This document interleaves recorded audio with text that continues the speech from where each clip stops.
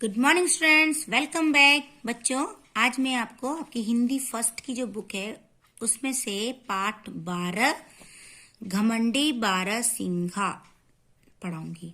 ये कहानी है बारहसिंघा जो घमंडी था उसकी कहानी है।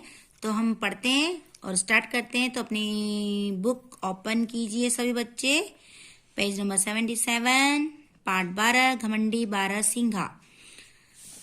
इसका पाठ परिचय देख लीजिए। पहले प्रस्तुत पाठ में यह बताया गया है कि किस प्रकार घमंडी बारहसिंघा का घमंड टूटा तथा किस प्रकार उसके पैरों ने उसकी रक्षा की जिन पर उसे शर्म महसूस होती थी। ओके बच्चों, तो हम स्टार्ट करते हैं। तो किसी जंगल में एक बारहसिंघा रहता था।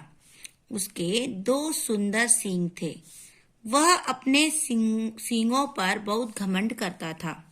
जब वह किसी तालाब में अपनी परछाई देखता तो अपने सींगों को देखकर बहुत खुश होता और मन ही मन कहता, मेरे सींग कितने सुंदर हैं। ओके बच्चों, तो उसके बाद क्या होता है, लेकिन जब उसकी निगाह अपने पैरों पर पड़ती तो उसे बहुत शर्म महसूस होती, क्योंकि उसके जो पैर थे वो कैसे थे, बहुत बदसूरत और दुबले पतले थे। वह सोचता कि मेरे पैर बहुत पतले और बदसूरत हैं। भगवान ने मुझे इतना सुंदर बनाया है, मुझे इतने सुंदर सींग प्रदान किए हैं, लेकिन उन्होंने मेरे पैर इतने बदसूरत क्यों बनाए हैं। यह सोचकर वह उदास हो जाता था। समझ में आया बच्चों? बारहसिंघा को अपने सींग देख के बहुत घमंड होता था, क्योंकि वो बहुत सुंदर थे। जब भी उसकी परछाई देखता वो पानी में तो उसको बहुत घमंड होता, वाह मेरे कितने अच्छे सुंदर सींग हैं। मगर जब उसके पैरों को जब देखता था तो पैरों को देख के उसको बहुत शर्म महसूस होती थी कि मेरे पैर इतने पतले दुबले से हैं, बदसूरत हैं, अच्छे नहीं लगते हैं। तो उसको शर्म सी लगती थी और वो भगवान को ये बोलता कि ऐसा क्यों किया भगवान, तुमने मेरे पैर इतने बदसूरत क्यों बनाए हैं, ऐसे वो बोलता था। एक दिन वह जंगल में इधर उधर घूम रहा था कि उसे प्यास लगी। वह पानी पीने के लिए एक तालाब की ओर चल पड़ा। अभी वह पानी पी ही रहा था कि उसे कुछ कुत्तों के भौंकने की आवाज सुनाई पड़ी। वह समझ गया कि जंगल में शिकारी कुत्ते घुस आए हैं। वह अपनी जान बचाने के लिए दौड़ने लगा।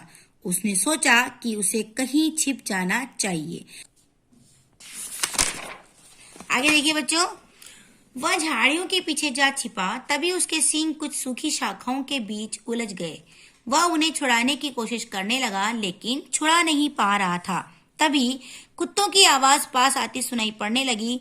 उसने एक जोर से झटका दिया और बड़ी कठिनाई से अपने सींगों को झाड़ियों के बीच से छुड़ा पाया। अब वह बहुत तेज से दौड़ने लगा। इस समय उसके पैर ही उसको तेज दौड़ने में मदद कर रहे थे। अंततः वह सुरक्षित स्थान पर पहुंच गया और उसकी जान बच गई। अब वो सोचने लगा, मैं जिन सींगों पर इतना घमंड करता था, आज उन्हीं सींगों के कारण मेरी जान खतरे में थी, और जिन पैरों के कारण मैं शर्म महसूस करता था, उन्हीं पैरों की वजह से मेरे प्राणों की रक्षा हुई। इसलिए कहा गया है कि हमें अपने किसी भी अंग को बुरा नहीं समझना चाहिए।